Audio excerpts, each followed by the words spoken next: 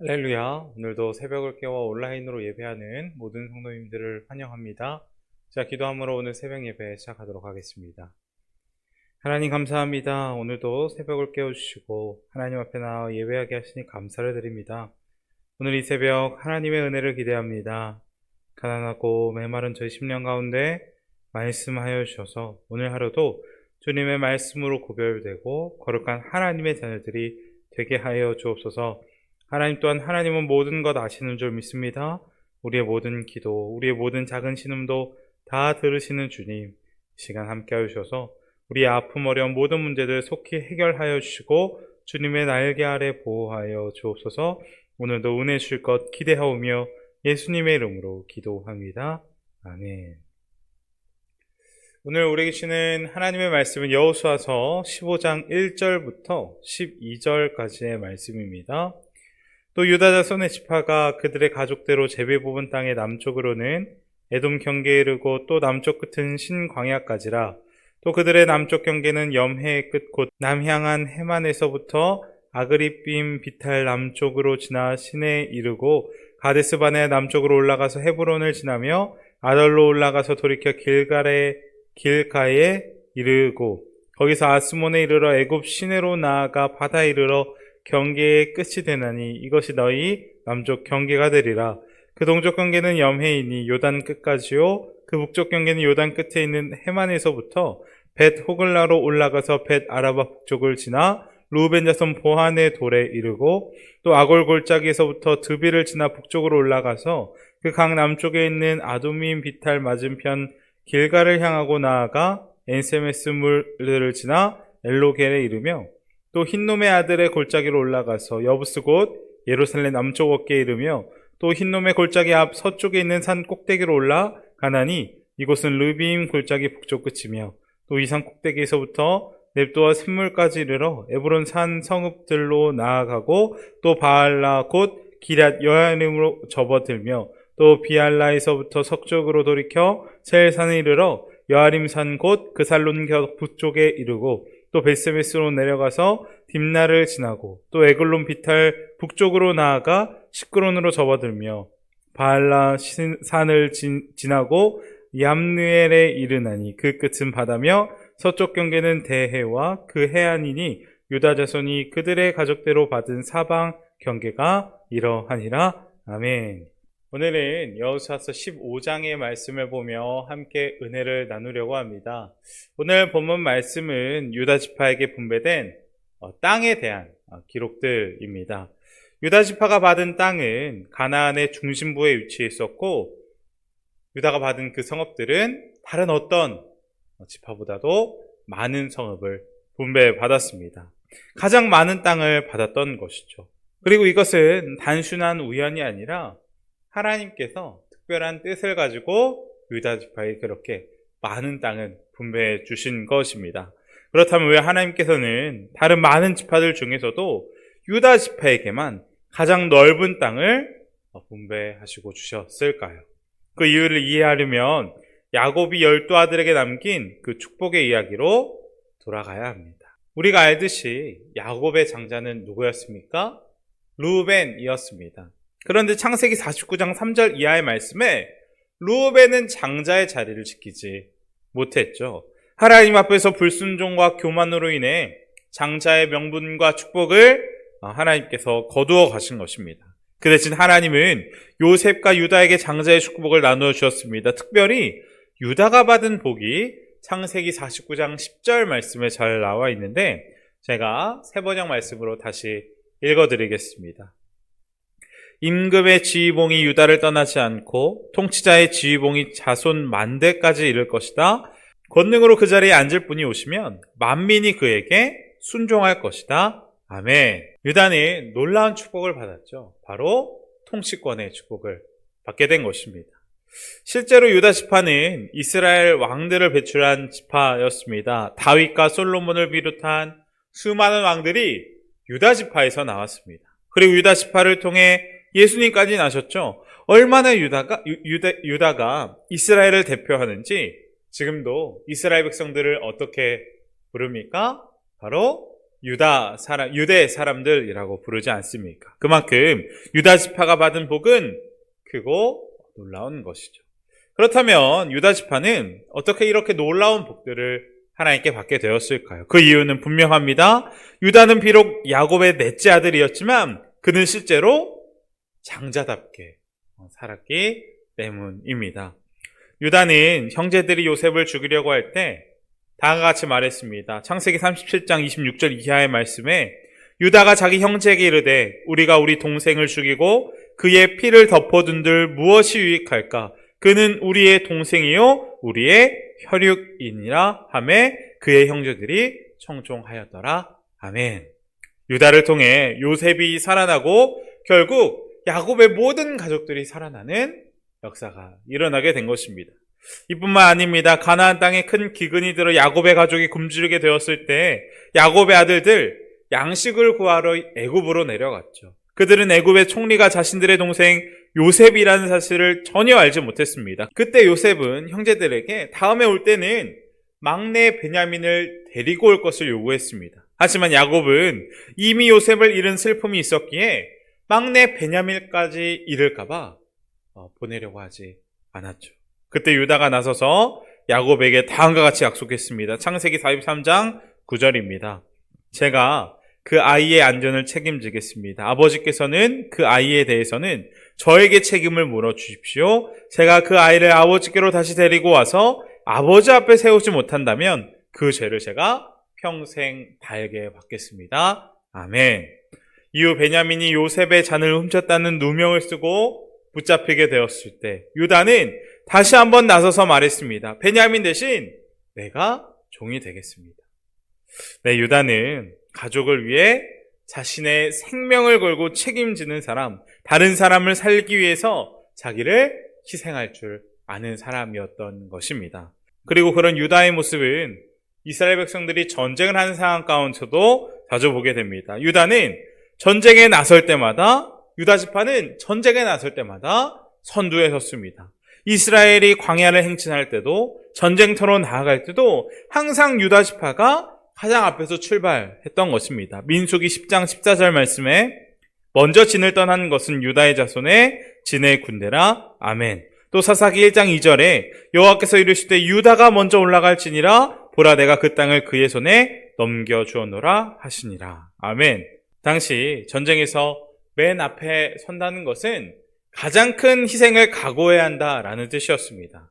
가장 먼저 공격받고 가장 많은 전사자가 나오는 자리가 선두의 자리였죠. 그럼에도 불구하고 나중에 유다 지파의 인구 조사를 해보면 유다 지파는 이스라엘 12지파 중 인구가 가장 많이 조사되었습니다. 하나님께서 그들의 헌신과 믿음 기억하시고 특별한 복을 주시는 것이 아닐까 합니다. 특별히 오늘 본문 13절 이하에는 갈렙이 헤브론을 정복하는 내용이 나오고 있습니다. 저번 주에 저희가 함께 나누었듯이 갈렙은 누구도 가고 싶지 않았던 험한 산지 가장 어려운 헤브론 땅을 자원하여 달라고 요구하였죠. 갈렙은 그곳을 사명으로 생각하며 나아가는 것이고 그 믿음대로 헤브론을 정복해 나가는 것입니다. 그리고 이 갈렙이 바로 어떤 지파 사람이었습니까? 바로 유다 지파 사람이었죠. 유다 지파가 어떤 지파인지 너무나도 잘 보여주는 내용입니다. 그래서 하나님은 유다 지파를 전쟁의 선두 가운데 세우고 언제나 믿음의 길을 먼저 걷게 하신 이유가 아닐까 합니다. 하나님은 오늘 본문 말씀을 통해 자기 자신을 위해 살지 않고 하나님을 위해 그리고 공동체를 위해 희생하고 공동체를 위해 헌신했던 자가 어떤 복을 받는지를 여호수아 15장의 말씀을 통해 너무나도 잘 이야기해주고 있는 것 같습니다. 하나님은 자기 유익이 아니라 하나님의 뜻을 따라 믿음으로 헌신한 사람과 그 지파에게 언제나 복을 내려주신다라는 것이죠. 저는 오늘 이 말씀이 유다 지파만의 이야기가 아니라 예수님을 믿는 우리 모두에게 주시는 하나님의 메시지처럼 들려왔습니다. 분명 우리는 예수님께 은혜 받은 사람들입니다. 그리고 은혜 받은 사람은 주님께 은혜 받았다는 것을 정말 믿는 사람은 그냥 교회만 왔다 갔다 하는 사람 아닐 것입니다. 예수님을 믿는다는 것은 단순히 교회 다니는 것 아니라 하나님을 위해 사는 삶을 의미합니다. 그래서 로마서 14장 7절, 8절은 다음과 같이 기록합니다. 우리 중에 누구든지 자기를 위하여 사는 자가 없고 자기를 위하여 죽는 자도 없도다. 우리가 살아도 주를 위하여 살고 죽어도 주를 위하여 죽나니 그러므로 사나 죽으나 우리가 주의 것이로다. 아멘.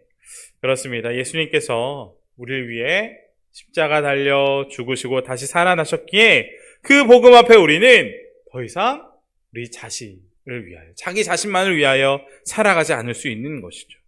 그리고 유다가 정말 그런 삶을 살아갔던 것입니다.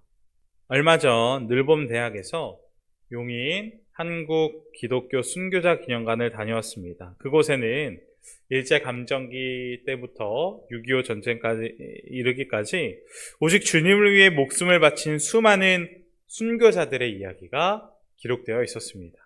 저는 이해가 되지 않았습니다. 그 끔찍한 죽음의 두려움 앞에서 어떻게 그렇게 끝까지 믿음을 지킬 수 있었을까? 그런데 그곳에 그 순교자 기념관 벽면에 새겨진 한 글귀가 제 마음을 멈춰 세웠습니다. 그 글귀는 레지널드 하버가 작사한 찬양의 일부였는데 그 글귀를 제가 한번 읽어드리겠습니다. 한번 잘 들어보십시오. 순교자는 무엇보다 독수리의 눈을 가졌다. 무덤 그 너머를 볼 수 있다. 하늘에 계신 그분을 본다. 그분께 구원을 부르짖는다. 그분처럼 입술에 용서를 머금는다. 죽음의 고통 속에서 그분은 잘못을 범하는 자들 위해 기도하셨다. 누가 그 무리에 합류할 것인가?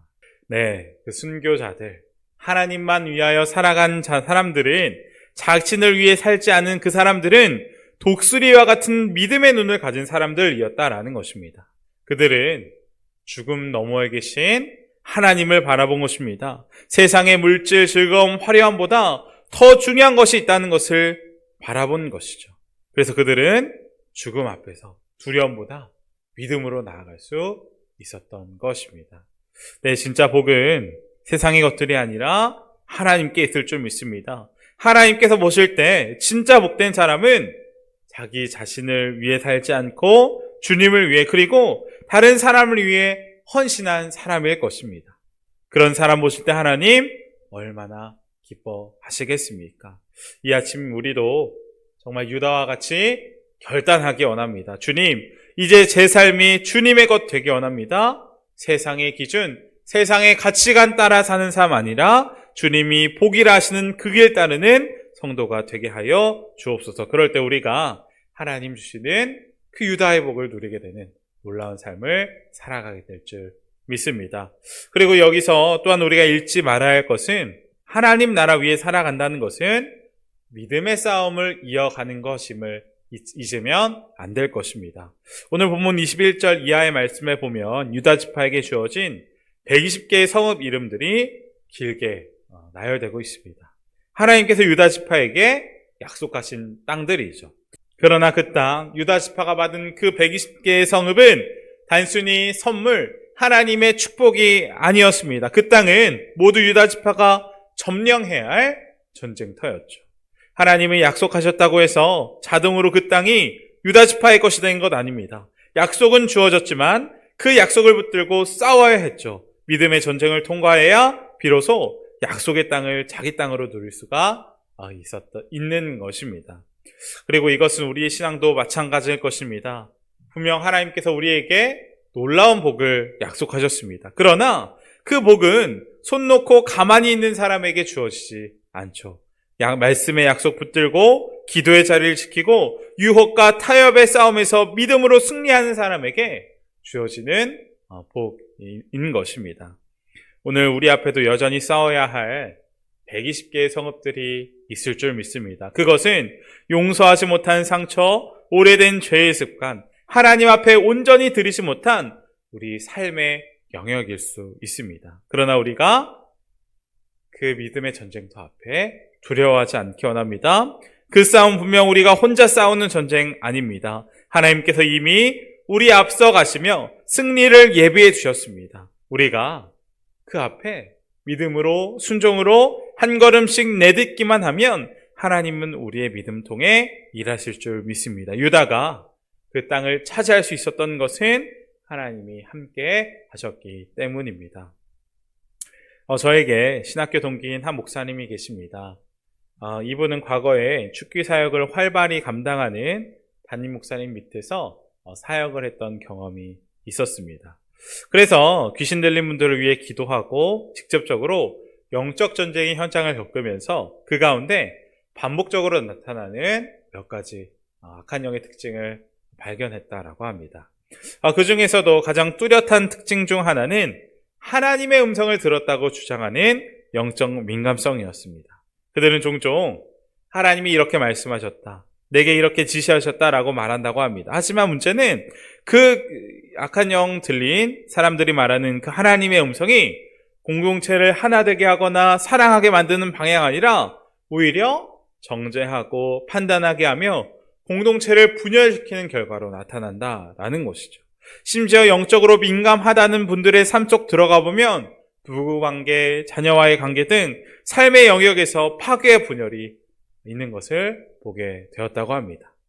그런 분들은 하나님의 음성 들은 것 아니라 사단의 음성을 하나님의 음성으로 착각하며 살아갔던 것이죠. 제가 이 이야기를 듣는데 정말 무서웠습니다. 자신은 괜찮고 신앙생활을 잘 하는 줄 알았는데 완전히 마귀에게 사로잡혀 있었던 것이죠. 그리고 이것은 우리의 모습도 마찬가지일 것입니다. 우리는 지금 영적 그 싸움에서 승리하고 계십니까? 하나 되고 연합하는 그 역사 열매가 우리 삶 가운데 있습니까? 우리가 하나님이 세우신 그 축복의 자리, 그 하나님 나라에 서 있는지 매일매일 확인해야 될 것입니다. 때로 기도가 되지 않고 하나님의 사랑이 느껴지지 않고 나는 죽지 않았다고 생각하고 또 교회 다니면서도 미워하는 일, 싸우는 일, 마귀가 우리에게 교묘하게 역사합니다. 얼마나 교묘하게 역사하는지 우리가 정신 똑바로 차려야 할 것입니다. 우리는 오히려 미워서 견딜 수 없는 그 사람을 위해 기도하는 것이 주님 원하시는 모습이고 우리가 축복의 자리에 서 있는 모습일 것입니다. 오늘 우리의 삶에는 여전히 이런 영적인 싸움들이 있습니다. 하지만 우리가 주님 편에 서 있는 한 그 싸움은 이미 승리한 싸움일 줄 믿습니다. 그러므로 우리가 낙심치 말고 주님 주신 약속 믿고 담대히 순종으로만 나아가기 원합니다. 그럴 때 하나님께서 유다에게 주셨던 그 놀라운 복이 우리 삶에도 동일하게 임하게 될 줄 믿습니다. 우리가 믿음의 싸움을 승리함으로 한 걸음 한 걸음 순종의 길을 걸어나가는 우리 모두가 되시기를 주님의 이름으로 간절히 축원드립니다. 이 시간 함께 기도하기 원합니다. 첫 번째로 기도할 것은 우리가 우리 삶이 유다처럼 하나님의 뜻을 이루어가는 통로가 되게 해달라고 기도하도록 하겠습니다. 또한 믿음의 싸움에서 승리하는 저희가 되게 해달라고 이 시간 함께 기도하도록 하겠습니다. 또한 두 번째로 기도할 것은 우리 나라와 민족 교회와 교회학교 우리 환우분들을 위해 기도해 주시고 또한 시칠리아 몰타 성지 순례 중인 담임 목사님과 사모님, 성도님들을 위해 함께 기도하도록 하겠습니다. 자, 기도함으로 모든 예배 마치겠습니다. 사랑과 은혜가 풍성하신 하나님 아버지, 오늘 말씀을 통해 유다 지파의 믿음과 헌신을 보게 하시니 감사드립니다. 자신을 위해 살지 않고 하나님과 공동체를 위해 살아간 유다의 모습 통해 우리도 주님을 위해 사는 삶이 어떤 것인지 다시 깨닫게 하시니 감사합니다. 하나님, 우리의 믿음의 눈 열어주셔서 이제는 나를 위해, 자기 자신을 위해 살아가는 것이 아니라 교회를 위해, 이웃을 위해 살아가는 복된 길 걸어가는 저희 모두가 되게 하여 주옵소서. 특별히 주님, 우리 앞에도 여전히 싸워야 할 전쟁터가 있습니다. 용서하지 못한 마음, 바꾸지 못한 습관, 무너진 믿음의 자리들 있습니다. 그러나 우리가 그 싸움 혼자 싸우지 않음을 믿습니다. 주님께서 앞서 행하시고 이미 승리를 예비하신 줄 믿사오니 주님, 오늘 우리 안에 믿음 더하여 주셔서 유다가 믿음으로 산지 취했던 것처럼 우리도 믿음으로 주님 주신 약속, 그 땅을 차지하는 놀라운 역사를 바라보게 하여 주옵소서. 이 모든 말씀 예수님의 이름으로 기도합니다. 아멘.